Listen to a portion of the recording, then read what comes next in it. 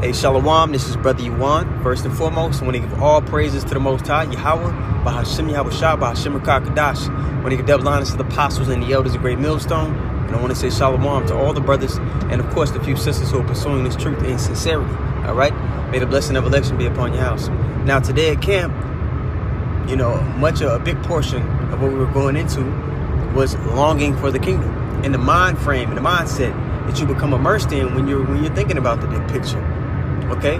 When you're longing for the kingdom and the things that the Lord has in store for us for pursuing righteousness, you don't get so bent out of shape about the hell that you catch here in Babylon. Because look, wrong or right, pursuing righteousness or pursuing wickedness, you're gonna catch hell. Either way. But you're able to weather that storm far better than the Jake in the world, because you know what's in store. You're being prudent. You're looking for the things to come. You're seeking that new heavens and a new earth. All right? All right, John 14:1, it reads, "Let not your heart be troubled. Ye believe in God, Yahweh. Believe in me also." Okay?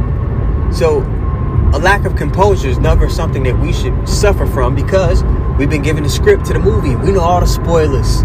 We know exactly how this thing is supposed to play out. And don't get me wrong, just because we have the script doesn't mean it's not amazing to see the prophecies, happen in such great detail. The Lord is so bad how he does it. But to be in a state of panic of the things that are happening upon the earth, or because we catch a little hell, no, of course not. This knowledge and wisdom truly is the stability of our time. But of course, we know that we're going to catch a little hell. We're going to suffer a little bit. We're going to be tried in the furnace of adversity. We're going to be put in that fire a little bit before we get the things that we're longing for, before we get the things that the Lord has promised us. And we've been given example upon example, scenario upon scenario of men of the Lord who, when they were going through that transitioning period, when they had to go through the adversity, when they had to put their life on the line to stand stiffly for the things of Yahweh Shem Yahushua, the mind frame they were in, man. And this is one of them. This is Hebrews 11:24. All right, it reads, "By faith," and you got to have faith. "When Moses was come to years, refused to be called the son of Pharaoh's daughter," much like we refuse to be called black, African American. We're no longer those things. We know who we are. We're princes of the power, man. We're of that regal seed. All right, verse 25, "Choosing rather to suffer affliction with the people of God than to enjoy the pleasures of sin for a season." And that's all that this world and the kingdoms before it had to offer was sin, man. And it's for a season, it's temporary. "Seeing then that all these things shall be dissolved, what manner of persons are you to be in all holy conversation and godliness?" Yes, you got to understand this place is going to pass away. It's going to fade away. And you got to believe that and walk like you believe it. Because the thing is, what you'll catch, you come to realize with these other congregations trying to establish something here in Babylon, it comes off as though they don't believe the kingdom is coming. When you're scrambling for a piece of this devil's pie, it looks like you don't believe that the Lord is going to do what he said he's going to do. It's effeminate, man, meaning it's faithless. All right, verse 26, "Esteeming the reproach of the Mashiach greater riches than the treasures of Egypt." We know we have something far greater than anything we could get in this, obtain in this queendom, man. It's fool's gold. Everything that you get here is fool's gold, because it's going to come to naught. All right, "Goods and riches in the kingdom of heaven. For he had respect unto the recompense of reward." All right, Matthew 5:10, it says, "Blessed are they which are persecuted for righteousness' sake, for theirs is the kingdom of heaven." And you got to understand, you chose to follow Yahweh Shem Yahushua, which is the right thing to do. But you got to count the cost. A portion that comes along with that is the world is going to hate you. And it's not really you that hate. It's the Lord that they hate. So you're going to catch a little bit of hell. You're going to catch a little bit of backlash. But it's all worth it. It's going to be counted righteousness unto you. The same way when David was stepping into his rulership. He had that Benjamite come up to him that was cursing him out, calling him a bloody man. David had the mindset, hey, when his man wanted to roll on the dude, he told him, hey man, just count it righteousness to me.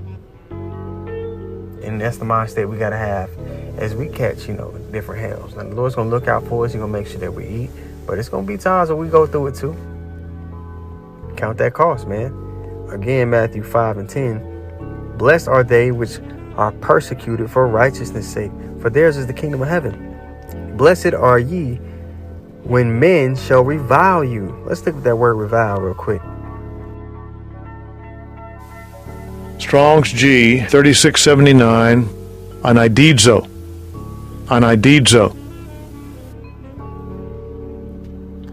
To defame. And the method of defaming those who are speaking righteously is making it seem as though there was wrong with society, is that they're holding, the progression back of the people. And through this, orchestrated event, and I want to be careful with my words here, is that was doing that. And he's putting that vibration on people that do see him as their God. He's putting that vibration on them. So the line is being drawn in the sand right now. And those who are falling in line with this devil's agenda, which is most people, they're going to look at those who are not as the problem. They're going to, they're trying to defame these people, no matter what social status they are. Now, what the Lord's going to do is he's going to give the men of the Lord, all right, those who fear him and walk uprightly, he's going to give them fame in the earth in the days to come.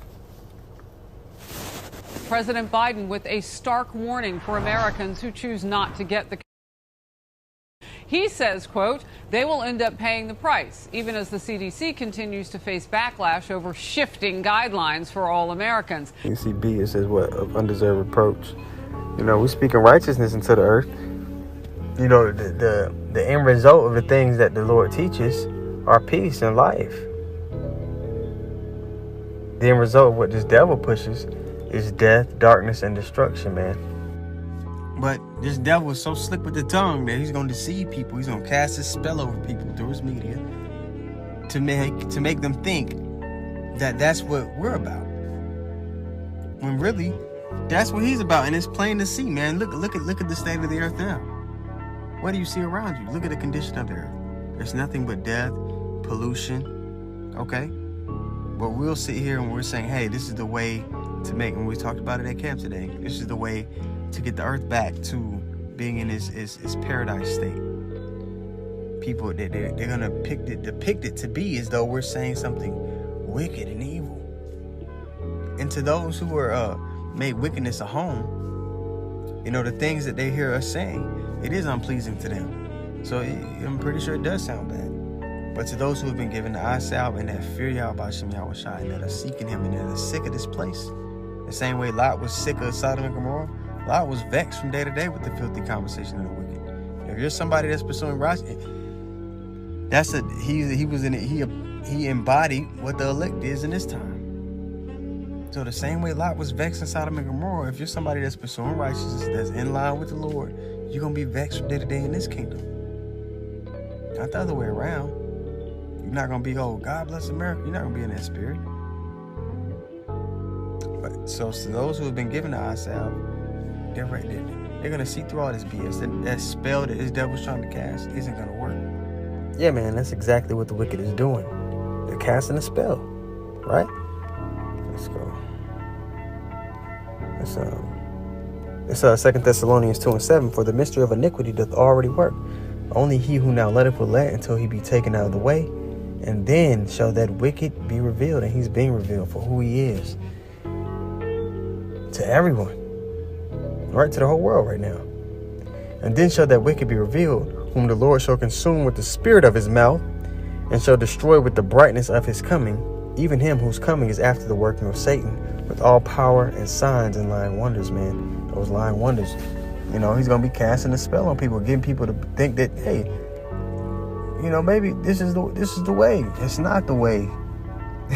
It's not.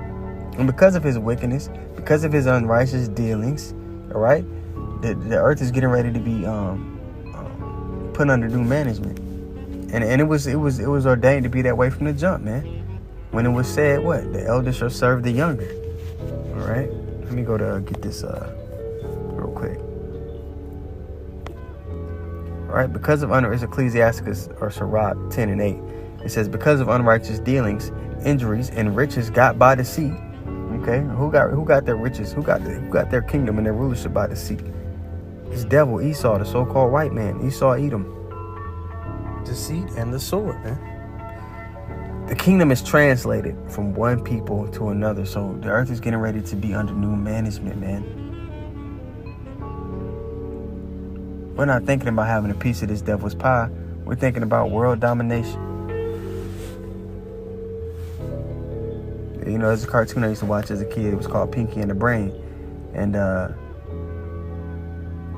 the beginning of every episode, Brain would say this. Brain? Back to the cage to plan for tomorrow night. Why? What are we gonna do tomorrow night? The same thing we do every night, Pinky. Try to take over the world. Try to take over the... Try to take over the world. Try to take over the world to save it from the real supervillains. But the Lord ain't gonna try. He's gonna make good on everything he said he was gonna do.